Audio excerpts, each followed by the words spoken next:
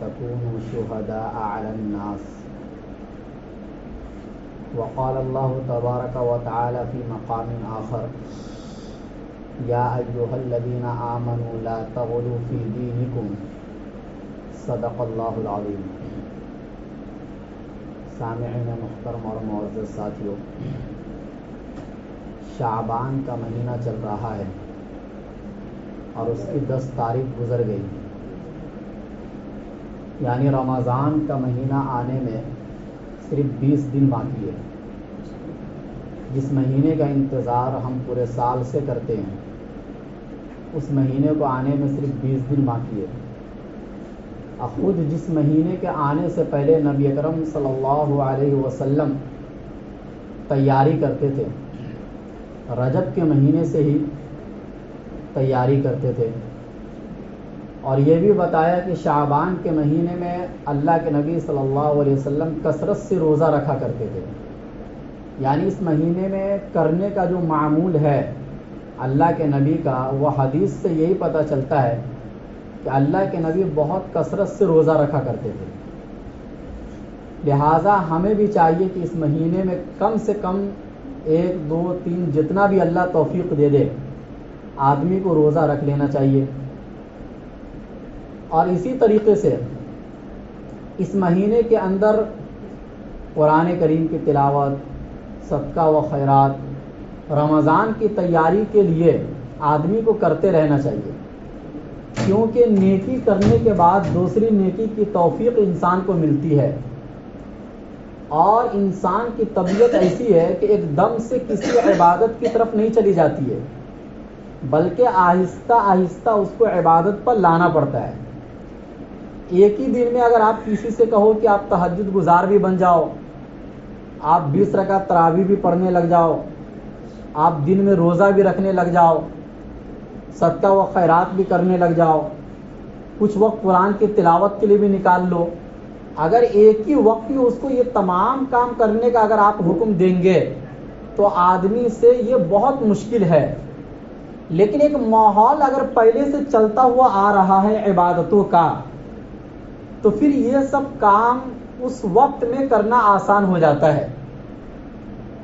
تو اسی لیے شعبان کے مہینے میں اللہ کے نبی نے فرمایا کہ لوگ غفلت برتتے ہیں اس مہینے میں، حالانکہ یہ غفلت برتنے والا مہینہ نہیں ہے.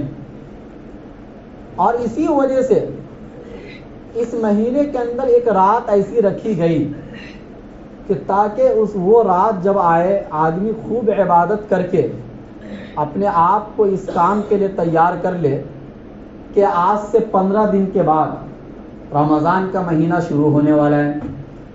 جو آدمی گنہگار ہے وہ اپنے گناہوں سے توبہ کر لے، جو نافرمان ہے وہ اپنی نافرمانیوں سے توبہ کر لے، جس کے دل میں حسد، کینہ، بغض ہے وہ ان تمام چیزوں سے توبہ کر لے، تاکہ آنے والا جو مہینہ ہے اس میں تمام گناہوں سے پاک اور صاف ہو کر اپنی زندگی گزارے. چنانچہ اس رات کی فضیلت بھی احادیث مبارکہ سے ثابت ہے، اور تقریباً کئی صحابہ کرام سے ثابت ہے. چنانچہ ایک حدیث جو امام بہقی رحمۃ اللہ علیہ نے فضائل الاوقات کے اندر ذکر کی ہے کہ اللہ کے نبی نے فرمایا: اذا کان لیلۃ النصف من شعبان، کہ جب شعبان کی 15ویں رات ہوتی ہے، نادا منادن، تو ایک پکارنے والا پکارتا ہے، یعنی یہ پکار فرشتوں کی طرف سے ہوتی ہے، یا اللہ پکارتے ہیں: حل من مستغفر فاغفر له، کوئی ہے مغفرت کا طلبگار جس کو میں معاف کر دوں. یعنی 15 دن پہلے یہ رات اس لیے آتی ہے تاکہ رمضان سے پہلے آپ اپنے تمام گناہوں سے پاک اور صاف ہو جائیں، خصوصاً کبیرہ گناہوں کو آپ چھوڑ دیں.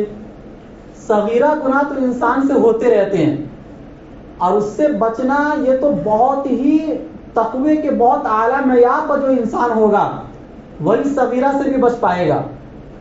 لیکن کبیرہ گناہوں سے توبہ آپ اس رات میں کر لیں، زنا سے توبہ کر لے، شراب پینے سے توبہ کر لے، چوری کرنے سے توبہ کر لے، یا اسی طریقے سے جھوٹ بولنا، غیبت کرنا، حسد کرنا، چغلی کرنا، یہ تمام کبیرہ گناہ ہیں، ان تمام چیزوں سے توبہ کر لے۔ کسی دو آدمی کے درمیان لڑائی جھگڑا ہے، آپ آپس میں مل جائے، صلح کر لے، محبت کا پیغام دے دے سامنے والے کو، کہ تاکہ رمضان کے مہینے میں آپ کسی سے نفرت کرنے والے نہ ہو، ہر ایک سے محبت کے ساتھ وہ مہینہ گزر جائے۔ اس لیے ایک رات ایسی آتی ہے کہ حل من مستغفرین، کوئی مغفرت کا طلب کرنے والا ہے جس کو میں معاف کر دوں، یہ اعلان اللہ کی طرف سے ہوتا ہے۔ حل من سائرین فاعطیہ، کوئی مانگنے والا ہے جس کو میں دوں، کوئی رزق کا طلبگار ہے، تجارت کے لائن سے پریشان ہے، کوئی ایسا بندہ آ جائے میں اس کو دے دوں، یا کوئی رشتے کے سلسلے میں پریشان ہے، مناسب رشتہ نہیں مل رہا ہے، کوئی مجھ سے مانگے تو صحیح، میں اس رات میں اس کے فیصلے کر دوں گا، یا کوئی قرض کے بوجھ سے پریشان ہے، کوئی مجھ سے مانگے تو صحیح، میں اس کو اس قرض کے بوجھ سے نجات دے دوں گا۔ یعنی ایک انسان کی زندگی کے اندر جتنی بھی ضروریات ہو سکتی ہیں، آپ ان تمام ضروریات کو سامنے رکھ کر ایک مرتبہ اللہ سے مانگ کر دیکھیے، اس رات میں آپ کو ملتا ہے یا نہیں ملتا ہے۔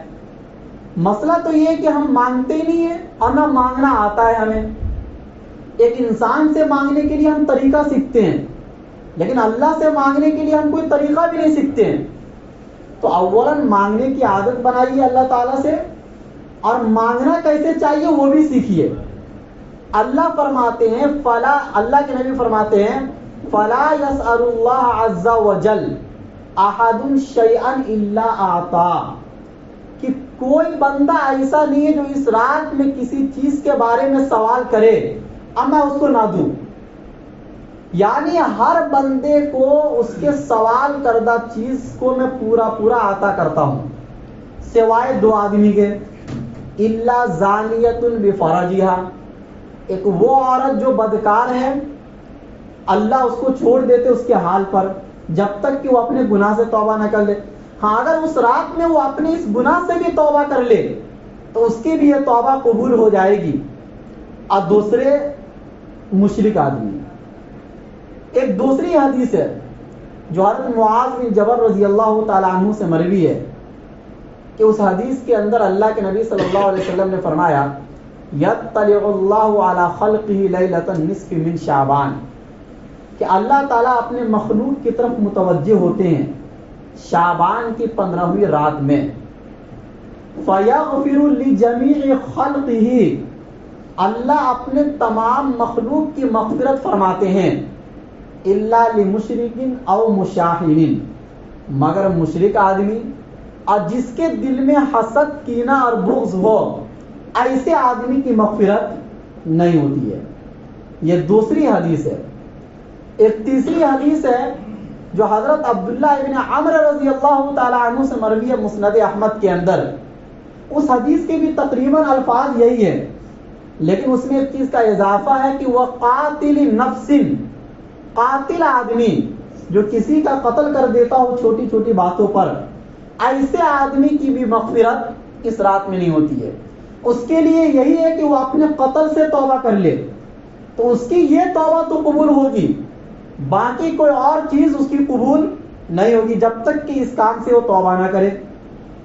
چوتھی حدیث اس بارے میں جو ترمذی شریف کے اندر ہے اور حضرت عائشہ صدیقہ رضی اللہ تعالی عنہا سے مروی ہے کہ ایک رات ایسا ہوا، یعنی وہ 15ویں رات تھی شعبان کی، اللہ کے نبی صلی اللہ علیہ وسلم حضرت عائشہ صدیقہ رضی اللہ تعالی عنہا کے حجرہ مبارکہ میں تھے۔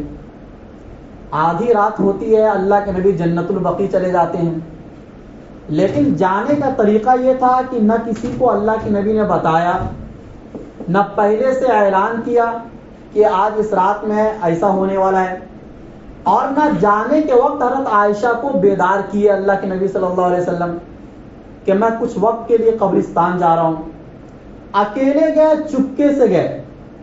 حضرت عائشہ صدیقہ رضی اللہ تعالی عنہ کی آنکھ کھل گئی، دیکھیں نبی صلی اللہ علیہ وسلم بستر پر موجود نہیں ہیں، چنانچہ نکلتی ہو دیکھنے کے لیے، تو اللہ کے نبی جنت البقیع سے واپس آ رہے تھے اور حضرت عائشہ پھر واپس آ کر بستر پر لیٹ گئیں۔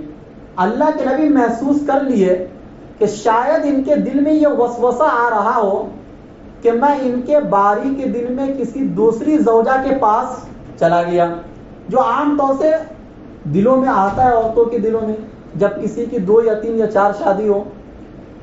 بہرحال اللہ کے نبی صلی اللہ علیہ وسلم کے پاس اس وقت 9 بیویاں تھیں اور ہر ایک کی باری تھی کہ اس رات ان کے پاس، اس رات ان کے پاس، اس طریقے سے اللہ کے نبی انصاف کے ساتھ ہر ایک کی ایک باری مقرر فرمائے تھے، اور عصر کے بعد ہر ازواج مطہرات سے ملتے تھے روزانہ کہ کس کی کیا ضروریات ہے۔ یہ اللہ کے نبی کا اپنا ایک معمول تھا۔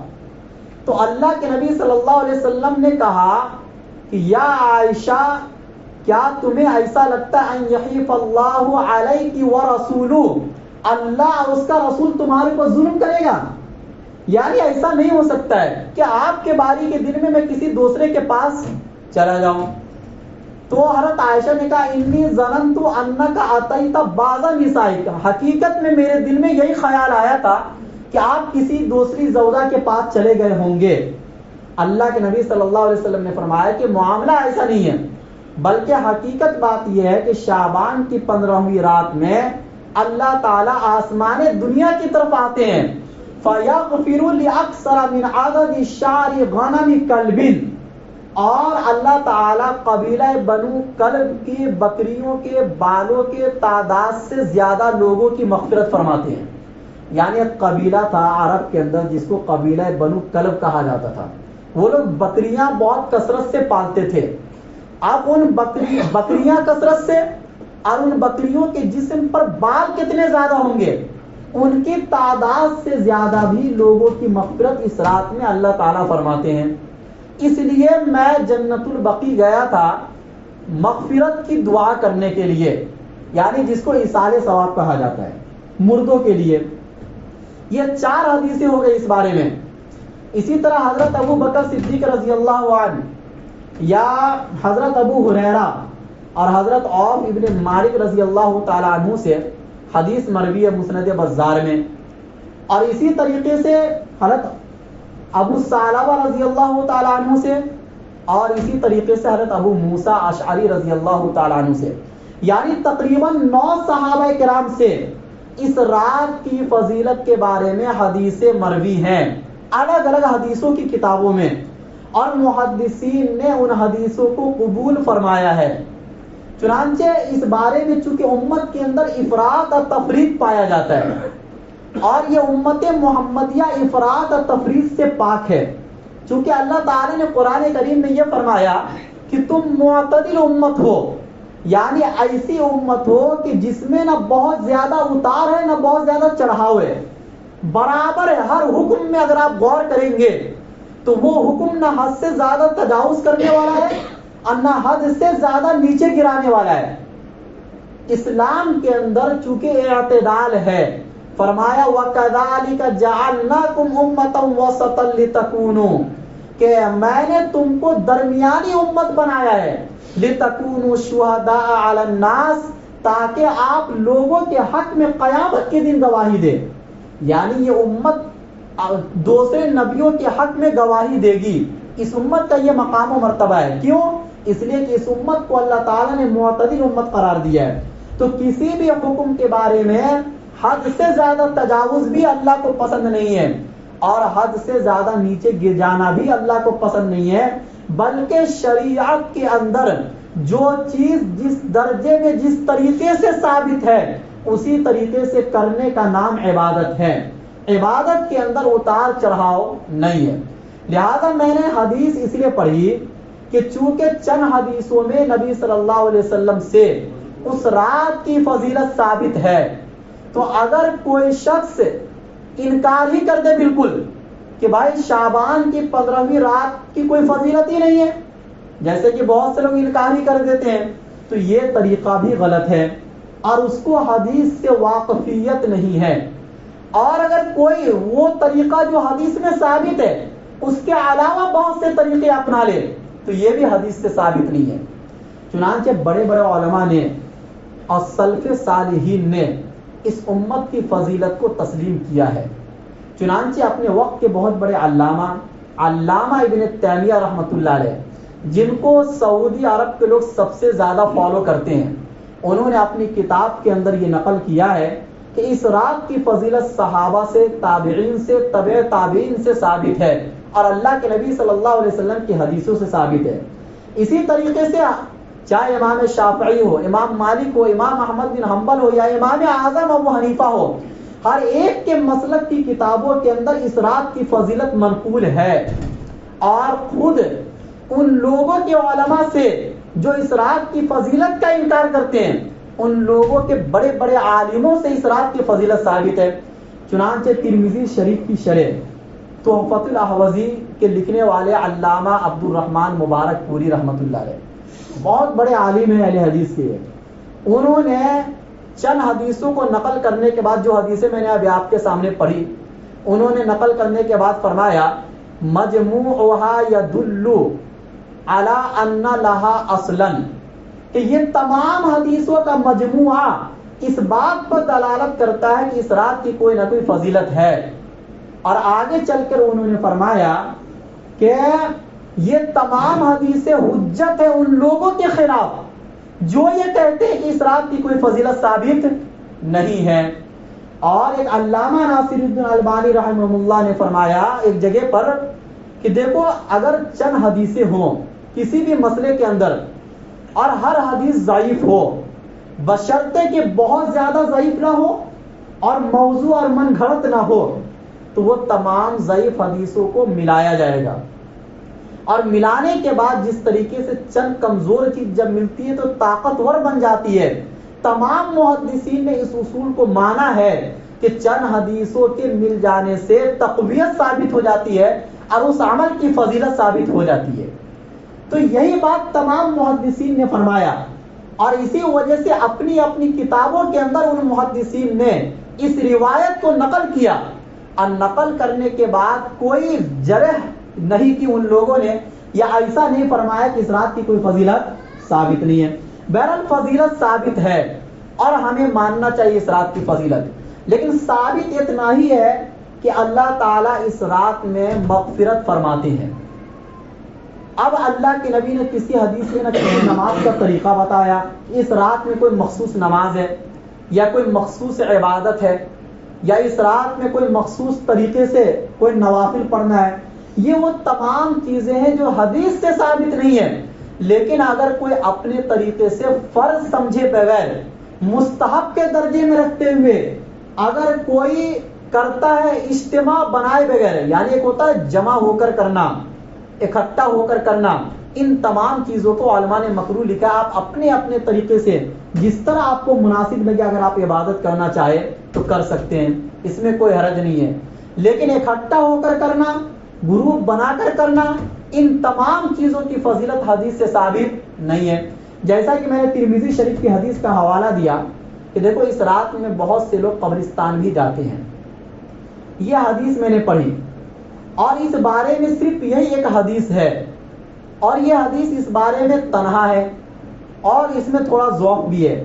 لیکن اگر آپ اس حدیث پر غور کریں گے تو اللہ کے نبی صلی اللہ علیہ وسلم جنت البقیع گئے تو کیسے گئے؟ حضرت عائشہ صدیقہ رضی اللہ تعالیٰ عنہ کو بھی بیدار نہیں کیا، تنہا گئے، صحابہ کو بھی نہیں بتائے.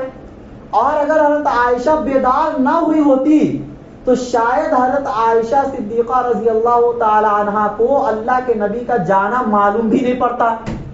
چونکہ اللہ کے نبی بعد میں فجر کے بعد، چونکہ جب کوئی چیز رات میں پیش آتی تھی تو صحابہ کرام کے سامنے وہ حدیثیں بیان کرتے تھے، لیکن اللہ کے نبی صلی اللہ علیہ وسلم نے اپنا قبرستان میں جانے والا معمول اس رات میں یا اس رات کے بعد کبھی بھی بیان نہیں کیا. اور پوری زندگی میں ایک مرتبہ جانا ثابت ہے، ہر مرتبہ جانا ثابت نہیں ہے. اس لیے علماء یہ فرماتے ہیں کہ اگر آپ لازم اور ضروری سمجھے بغیر، یعنی اس چیز کو ضروری نہیں سمجھنا ہے، لازم نہیں سمجھنا ہے، اور گروپ بندی کے بغیر کبھی اتفاق سے کسی سال اگر آپ چلے گئے اور مردوں کے لیے ایصال ثواب آپ جا کر دیے، اس میں کوئی حرج نہیں ہے، لیکن اس کو لازم اور ضروری سمجھنا، ہر سال کا معمول سمجھ لینا، یہ بہرحال حدیث سے ثابت نہیں ہے۔ اور اسی طریقے سے اس رات کے بعد جو دن آتا ہے، عام طور سے اس میں روزہ رکھتے ہیں، 15 شعبان کا جو دن ہوتا ہے، تو اس بارے میں بھی شریعت کا کیا حکم ہے وہ ہمیں سمجھ لینا چاہیے، چونکہ بہت سی چیزیں مشہور ہو جاتی ہے لیکن اس کی حقیقت کیا ہوتی ہے یہ ہمیں معلوم نہیں ہوتا ہے۔ حالانکہ ہر چیز کو جان کر سمجھ کر عمل کرنا چاہیے۔ فَاسْأَلُوا أَهْلَ الذِّكْرِ إِن كُنتُمْ لَا تَعْلَمُونَ، اللہ قرآن میں فرماتے ہیں کہ اگر تمہیں کسی مسئلے کے بارے میں علم نہ ہو تو اہل علم سے پہلے جا کر سوال کرو، پھر اس مسئلے پر عمل کرو۔ آپ کو جب جسمانی صحت کے بارے میں کوئی پرابلم آتا ہے تو اگرچہ آپ کو معلوم ہو کہ یہ دوا کھا لینے سے یہ پرابلم ٹھیک ہو جائے گا، لیکن اس کے باوجود بھی ڈاکٹروں سے جا کر پوچھتے ہو، کیونکہ کبھی کبھی موسم کے اعتبار سے، جگہ کے اعتبار سے دوا بدل جاتی ہے، اور یہ چیز ڈاکٹروں کو معلوم ہے چونکہ وہ اس کے ماہر ہے۔ اور اسی طریقے سے کون سی دوا کس کو کھانا چاہیے، کبھی کبھی کسی بیماری میں ہر دوا ہر ایک کے لیے تجویز نہیں کی جاتی ہے، اگرچہ وہی دوا آپ کو فائدہ کرے گی لیکن وہی دوا دوسرے آدمی کو فائدہ نہیں کرے گی، جس کو شوگر ہو یا جس کو کوئی اور الگ سے بیماری ہو، اس کے لیے کوئی اور دوا تجویز کی جاتی ہے۔ تو یہ چیز علماء سمجھتے ہیں کہ کس کے لیے کون سا مسئلہ بیان کیا جائے گا، کس ماحول میں کون سا مسئلہ بیان کیا جائے گا، اور کون سی بات کس طریقے سے بیان کی جائے گی، اس چیز کا علم صرف اور صرف علماء کو ہوتا ہے۔ لیکن ہم ہر چیز کے ماہرین سے تو سوال کرتے ہیں، لیکن دین کے بارے میں جب کوئی مسئلہ آتا ہے تو ہم اپنے طرف سے اپنی عقل چلاتے ہیں اور اپنے حساب سے سمجھتے کہ ایسا ہونا چاہیے اور ایسا نہیں ہونا چاہیے۔ یہ بات یاد رکھو کہ دین کا دار و مدار آپ کی عقل پر نہیں ہے، دین کا دار و مدار قرآن اور حدیث کے اوپر ہے۔ یہ الگ بات ہے کہ قرآن اور حدیث میں کوئی بھی مسئلہ عقل کے خلاف نہیں ہے، یہ الگ بات ہے کہ آپ کی عقل میں نہ آئے۔ ہر ایک کی سوچ سمجھ الگ ہوتی ہے، عقل میں نہ آنا الگ بات ہے اور عقل کے خلاف ہونا الگ بات ہے۔ کوئی بھی مسئلہ آپ کی عقل کے خلاف نہیں ہے، آپ کی طبیعتوں کے خلاف نہیں ہے۔ یہ الگ بات ہے کہ ہماری عقل میں ہر مسئلہ آتا نہیں ہے۔ جب ہم بڑوں سے سوال کریں گے تو جب وہ سمجھائیں گے تو ان کے سمجھانے کے بعد پھر وہی مسئلہ ہماری عقل میں آ جاتا ہے۔ تو سوال کرنے والا جذبہ اپنے اندر رکھو۔ صحابہ کرام نے ہر موقع پر نبی سے سوال کیا ہے اور ان کے سوال ہی کے نتیجے میں بہت ساری حدیثیں ہمیں ملی ہیں۔ اگر وہ سوال نہ کرتے تو بہت سی باتوں کا ہمیں پتہ بھی نہ ہوتا۔ وہ چھوٹی چھوٹی باتیں صحابہ کرام اللہ کے نبی صلی اللہ علیہ وسلم سے سوال کرتے تھے اور اس بارے میں کیا احکام ہے شریعت کے وہ اللہ کے نبی بتا دیتے تھے۔ اگر اللہ کی طرف سے کوئی حکم نہیں اترا ہوتا تھا تو اللہ کے نبی انتظار کرتے تھے، توقف کرتے تھے، پھر جب وہی اترتی تھی پھر وہ صحابی کو بلاتے تھے اور اس کے بعد وہ مسئلہ ان کو بتا دیتے تھے۔ تو ایسا ہو سکتا ہے کہ آپ کسی عالم سے کوئی سوال کرو اور اس وقت اس کے ذہن میں وہ مسئلہ نہ ہو، لیکن سوال کرنے کے بعد اس عالم کے ذہن میں یہ بات تو بیٹھ جائے گی کہ فلاں آدمی نے فلاں سوال کیا ہے، مجھے اس کا صحیح جواب دینا ہے۔ کسی بھی آدمی کو صلاحیت مند بنانا اور اس کو کمزور بنانا آپ کے ہاتھ میں ہے۔ اگر آپ کسی عالم سے ہر مسئلے کے بارے میں سوال کریں گے تو وہ عالم 2 سال میں صلاحیت مند عالم بن جائے گا، چونکہ پھر اس کو تلاش کرنے کا جذبہ پیدا ہو جائے گا نا، وہ کتابوں کا مطالعہ کرے گا۔ اور اگر کسی سے آپ سوال کرنا ہی چھوڑ دیے تو بولے گا بھائی اتنے سے بھی اپنا کام بن رہا ہے، پھر آگے مطالعہ کرنے کی ضرورت کیا ہے۔ تو کسی بھی عالم کو بڑا بنانا یا چھوٹا بنانا یہ عوام کے ہاتھ میں ہوتا صلاحیت کے اعتبار سے۔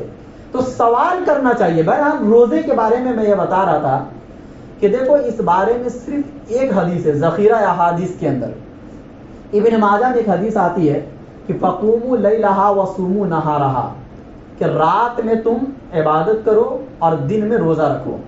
لیکن اس حدیث کے اوپر محدثین نے موضوع ہونے کا حکم لگایا کہ یہ حدیث گڑی ہوئی یا بنائی ہوئی حدیث ہے، لہذا اس کے اوپر سے تو اعتبار اٹھ گیا۔ لیکن علماء نے بیان یہ فرمایا ہے کہ دیکھو شعبان کے پورے مہینے میں کسی بھی دن روزہ رکھنے کی فضیلت ہے اور یہ تو صحیح حدیث سے ثابت ہے۔ نمبر 2، اللہ کے نبی صلی اللہ علیہ وسلم ایام 20 یعنی 13, 14, 15 کا روزہ اللہ کے نبی ہر مہینے رکھتے تھے. تو اگر کوئی یہ سوچ کر 15ویں کا روزہ رکھے کہ ایک تو شعبان کے کسی بھی دن روزہ رکھنے کی فضیلت ہے اور نمبر 2 یہ دن ایام 20 میں داخل ہے, تو اس کو انشاءاللہ اجر ملے گا. اور سب سے بہتر طریقہ یہ ہے کہ دیکھو 13, 14, 15 شعبان کی 13 تاریخ پیر کے دن شروع ہو رہی ہے اور اللہ کے نبی پیر کے دن بھی روزہ رکھتے تھے. تو اگر کوئی بہت زیادہ فضیلت حاصل کرنا چاہتا ہے تو اس مہینے میں 3 دن روزہ رکھ لے, 13, 14 اور 15. تو 13 کو روزہ رکھے گا تو شعبان کا مہینہ الگ اور ایام 20 میں داخل ہے وہ الگ, اور پیر کے دن اللہ کے نبی روزہ رکھتے تھے وہ الگ. 3 فضیلت تو آپ کو ایک وقت میں مل جائے گی. پھر 14 کا رکھیں گے, آپ 15 کا بھی رکھ لیں گے. تو اس طریقے سے رکھیں گے تو دوسری جو صحیح حدیث سے جو اس دن کی روزے کی فضیلت ثابت ہے آپ اس پر عمل کرنے والے بن جائیں گے. اور اللہ کے نبی اس مہینے میں کثرت سے روزہ بھی رکھا کرتے تھے, اس بات پر بھی آپ عمل کرنے والے بن جائیں گے. تو اسی لیے اللہ تعالیٰ سے مدد مانگیں. اور چونکہ اللہ کے نبی صلی اللہ علیہ وسلم ہمیشہ روزہ رکھا کرتے تھے, یہ سنت ہم سے چھوٹتی جا رہی ہے. ہم صرف رمضان کے مہینے میں روزہ رکھتے ہیں, اس لیے بہت سی بیماریوں کے ہم شکار ہیں. میں نے اس سے پہلے بھی بتایا کہ صحت کا دار و مدار کثرت سے روزہ رکھنے پر ہے, اور اسی وجہ سے اللہ کے نبی صلی اللہ علیہ وسلم اس کائنات کے سب سے زیادہ صحت مند انسان تھے اور سب سے زیادہ روزہ رکھتے تھے. ہاں, کثرت سے روزہ رکھنا یعنی پورے سال روزہ رکھنا یہ تو کمزوری کا سبب بنے گا, لیکن وقتاً فوقتاً روزہ رکھتے رہنا یہ آپ کی صحت کا ضامن ہے اور آپ کو صحت مندی کی طرف لے کے جائے گا. بہت سی بیماریوں سے آپ پاک اور صاف ہو جائیں گے. تو آپ لوگ یہ کوشش کریں کہ 13, 14 اور 15 کو ضرور روزہ رکھیں تاکہ بہت زیادہ فضیلت کو ہم حاصل کرنے والے بن جائیں. اور تیسری بات یہ ہے کہ دیکھو رمضان سے پہلے رمضان کی تیاری ہوتی ہے. بہت سے غریب لوگ ہیں, بیوہ, یتیم, مسکین. اب ظاہر سی بات ہے رمضان میں تو کرتے ہی ہیں صدقہ خیرات, زکوٰۃ تو دیتے ہی ہیں, لیکن ضرورت مندوں کو ضرورت سے پہلے اگر آپ پیسہ دیں گے تو اس کا جو ثواب آپ کو ملے گا وہ بعد میں دینے پر نہیں ملے گا. ہر انسان رمضان کی تیاری پہلے سے کرنا چاہتا ہے تاکہ رمضان میں کوئی ٹینشن نہ رہے. تو اگر آپ کے پاس بہت پیسہ ہے, صدقہ خیرات کرنے کی آپ کے اندر صلاحیت ہے, تو آپ رمضان میں بھی کیجئے, آپ کو منع نہیں کیا جا رہا ہے, لیکن کچھ شعبان کے مہینے میں بھی کیجئے تاکہ ایسے لوگ رمضان کے آنے سے پہلے اپنی تیاری کر لیں. اللہ ہم سب کو کہنے سننے سے زیادہ عمل کرنے کی توفیق.